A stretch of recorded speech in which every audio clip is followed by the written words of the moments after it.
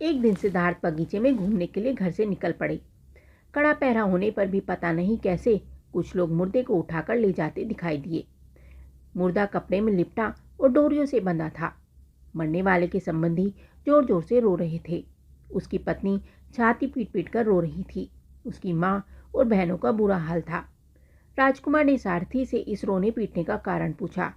उसने बताया कि जिस कपड़े में लपेटकर और डोरियों से बांधकर 4 जने उठाकर चल रहे हैं, यह मर गया है। रोने वाले इसके संबंधी हैं। इसे शमशान में जला दिया जाएगा।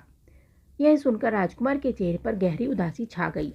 उसने पूछा, यह मर क्यों गया? सारथी ने कहा, एक ना एक दिन तो सभी को मरना है। मौत से आज तक कौन बचा है? राजकुमार ने सारथी को रथ लौटाने की आज्ञा दी। राजा ने आज भी सारथी से जल्दी लौट आने का कारण पूछा। सारथी ने सारी बात बता दी। राजा ने पहरा और बढ़ा दिया। चौथी बार बगीचे में घूमने जाते हुए राजकुमार ने एक सन्यासी को देखा। उसने भली प्रकार गेरुए वस्त्र पहने हुए थे। उसका चेहरा तेज से दमक रहा था।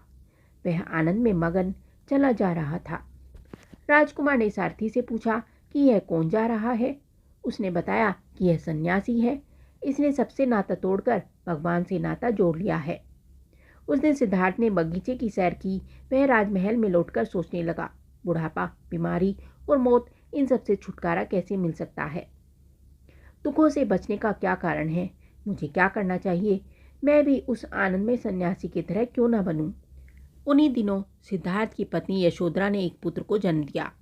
राजा सुधोधन को जैसे ही पता लगा कि उनके पुत्र के पुत्र उत्पन्न हुआ है, तो उन्होंने बहुत दान पुण्य किया। बालक का नाम रखा गया राहुल। कुछ दिन बीत जाने के बाद एक रात सिद्धार्थ चुपचाप उठ खड़े हुए। द्वार पर जाकर उसने पहरेदार से पूछा, कौन है? पहरेदार ने कहा, मैं छंदक हूँ। सिद्धार्थ ने कहा, एक घोड़ा तैयार करके लाओ। जो आज्ञा कहकर छंदक चला गया। सिद्धार्थ ने सोचा कि सदा के लिए राजमहल को छोड़ने से पहले एक बार बेटे का मुंह तो देख लूं। वे यशोधरा के पलंग के पास जाकर खड़े हो गए। शिशु को साथ लिए यशोधरा महल में सोई हुई थी। सिद्धार्थ ने सोचा कि अगर मैं यशोधरा के हाथ को हटाकर पुत्र का मुंह देखने का प्रयत्न करूंगा तो वह जाग जाएगी। इसलिए अभी पुत्र का मुंह नहीं देखूंगा। जब ज्ञानवान हो जाऊंगा तब आकर देखूंगा। छंदक एक सुंदर घोड़े की पीठ पर साज सजाकर लौट आया। इस घोड़े का नाम था कंथक। सिद्धार्थ महल से उतरकर घोड़े पर सवार हुआ। यह घोड़ा एकदम सफेद था। छंदक घोड़े के पीछे पीछे चला। वे आधी रात के समय नगर से बाहर निकल गए। वे रात ही रात में अपने और अपने मामा की राजधानी को लांग गए। फिर रामग्राम को पीछे छोड़ अनीमा नदी के तट पर जा पहुंचे। नदी को पार कर रेतीली तट पर खड़े होकर सिद्धार्थ ने छंदक से कहा, छंदक, तू मेरे इन गहनों और इन घोड़ों को लेकर वापस लौट जा। मैं तो अब सन्यासी बनूंगा। छंदक ने कहा, मैं भी सन्यासी बनूंगा। सिद्धार्थ ने उसे सन्यासी बनने से रोका और वापस लौट जाने को कहा। फिर सिद्धार्थ ने अपनी तलवार से अपने सर के लंबे बालों को काट डाला। सन्यासी के वेश में सिद्धार्थ ने राजगृह में प्रवेश किया। तत्पश्चात वे भिक्षा मांगने नगर में निकले। इस सुंदर युवक सन्यासी के घर में आने की खबर राजा को मिली। राजा इस सन्यासी युवक के पास गया। राजा ने उसकी मनचाही वस्तु मांगने को कहा। इस युवा सन्यासी ने उत्तर दिया, महाराज, मुझे तो किसी चीज़ की इच्छा नहीं है और न संसार के भोगों की। मेरे महल में यह सब कुछ था। मैं तो परम ज्ञान प्राप्त करने के लिए घर से निकला हूँ। राजा ने कहा, आपका पक्के निश्चय देखकर लगता है कि आप अवश्य सफलता पाएंगे।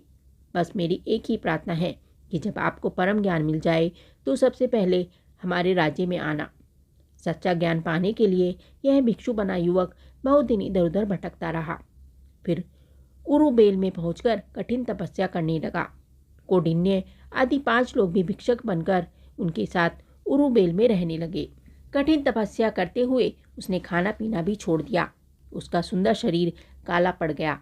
अब उसमें महापुरुषों जैसा कोई लक्षण दिखाई नहीं देता था। एक दिन तो वह चक्कर खाकर गिर पड़ा। तब उसने सोचा कि शरीर को सुखाने से मुझे क्या मिला। इसलिए उसने फिर भिक्षा मांगकर भोजन करना शुरू कर दिया। यह देखकर उसके साथी 5 भिक्षुओं ने सोचा कि इसकी तपस्या भंग हो गई। अब इसे ज्ञान कैसे मिलेगा?